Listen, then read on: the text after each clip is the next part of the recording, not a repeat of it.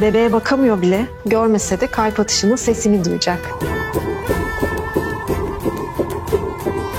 İşte tanıştınız bir tanem. Baban senin kalp atışlarını dinliyor şu an. Beyin cinsiyetini söylüyorum. Gözünüz aydın. Allah nasip ederse sağlıklı bir...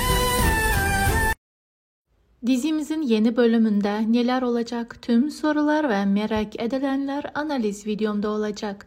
Dizimizin yeni bölümünde Metin artık yavaş yavaş sağlığına kavuşuyor fakat Sinem Metin'in izini bulacak ve Metin'i sapasağlam karşısında görecek. Sinem şoka uğrayacak. Mukadder kötülüklerine doyamayacak, her yerden Metin'i ararken o bir taraftan da oğlunun yaşadığını bile bile gelinini evlendirme konusunda kararlı.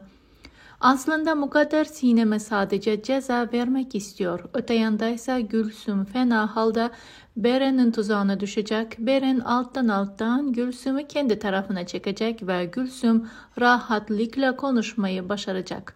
Gülsüm sayesinde Beyza'nın sonu gelecek ve bu sahneler dizimize damga vuracak. Beyza ise yavaş yavaş diziye veda edecek.